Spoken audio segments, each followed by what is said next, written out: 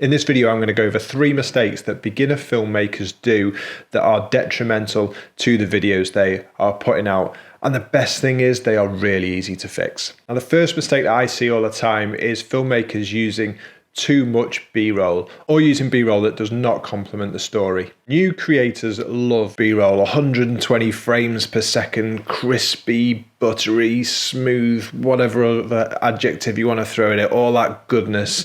B-roll's great. It's absolutely fantastic as a filmmaking tool when it is used correctly. It can massively help with an edit. It can be used as an excellent storytelling tool. It can be used to give context to your video and to your characters and to the location. But there is a huge over-reliance on it in filmmaking. And the group that are most guilty of this, unfortunately, is beginners, because they get sucked into the "this looks great" way of thinking. Shots form part of the edit for too long, and there's too many of them, and they're nice shots, but they're not necessarily relevant, and that's the problem. I've seen too many films where I've clicked off it within a minute because there is a totally unnecessary amount of B-roll showing someone leaving their house, getting in their car, driving, then getting to a location, and I don't even know why they're going there. It's just not well thought out, so don't let that be you.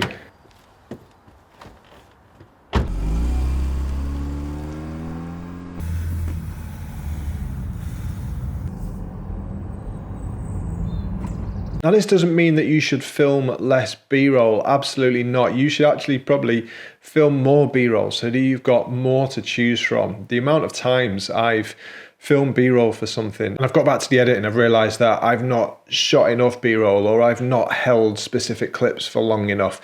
That's one of the most frustrating things. So I'm not saying shoot less B-roll. I am saying just be careful about how you use it in your edit. When you're starting out, you need to be super selective about what you decide to show. And you've got to take the emotion out of it. We can all get attached to really good shots that we've shot ourselves. We can look at something and think, yeah, that's a great shot. I absolutely love that shot because of the lighting or because of the composition. And we can get attached to them personally because they're what we filmed. You've got to take that out of it. You've got to imagine that you are the viewer. Watch it back and think, is this too much? Is that shot on for too long? Are there too many shots? Is this helping at all? Or is it actually getting a bit boring because we're seeing similar things over and over and over again? And really look at it without that emotion of enjoying the shot and think, right, what can I cut? And cut that out.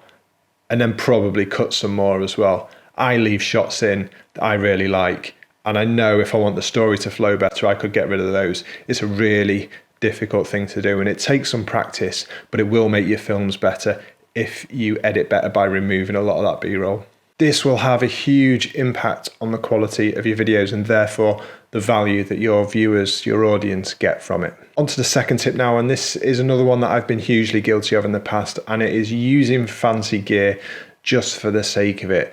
Drones, gimbals, sliders, ridiculous frame per second slow-mo, GoPros, underwater unit. The list is endless, and in their own rights, these are all fantastic tools, but a lot of the time they are completely unnecessary. We get obsessed with the latest gear because we often see other creators using them, and that's the fault of the internet. We see it on YouTube and on TikTok and on Instagram, and most of the time it's completely unnecessary. Yes, there's a lot of creators that have gone viral from using specific techniques with sliders, drones, gimbals, etc.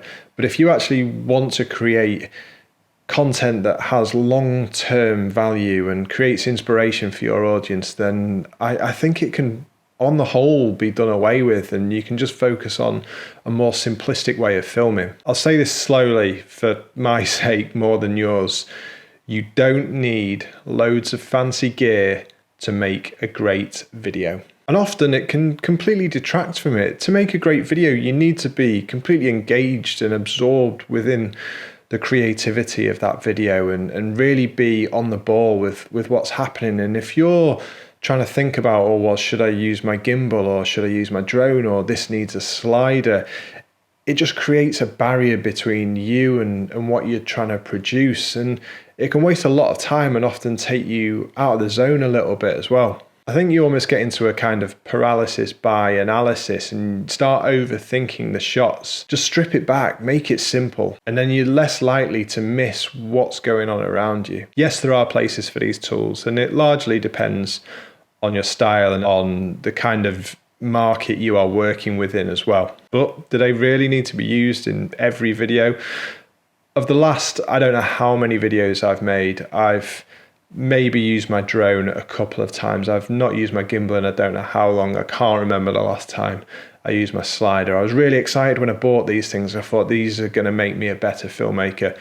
And in truth, I just don't think they do. They distract me from telling the stories and creating the videos that I want to create, so the use of them is likely to distract the viewer as well. And if you think about it, everything I've covered in the last 2 points is actually going to make your life and your filmmaking easier. You are taking things away so you can concentrate more on the craft. Too much B-roll, too much fancy gear, it's just going to distract you. And that brings me nicely onto my third point, which is prioritizing shots over story, and that kind of wraps everything I've already discussed all together in a nice little box. This is kind of a cheap point because it takes hugely from my first two, but don't let that be a reason to switch off. It needs reiterating because beginners often fall foul of this. Having nice shots does not mean you have a nice video. It rarely means you've got a good video. For me, telling a story is the most interesting thing about video creation. Whether it's a story about adventure or a story about somebody trying to achieve someone, or even something like this, which is a story of sorts about mistakes I've learned from and I am passing the information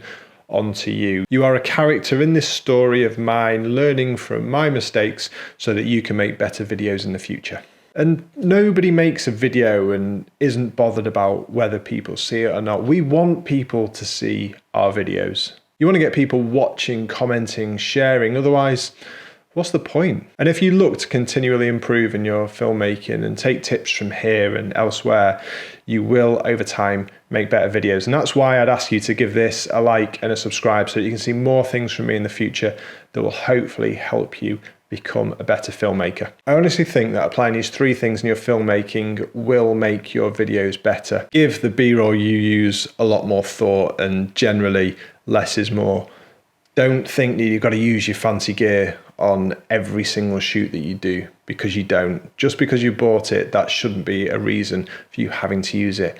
And prioritize the story over the shots. And if you follow these three things, I honestly think your films will improve. Hope you've enjoyed this. I hope you found it useful. Enjoy your filmmaking, and I will see you next time.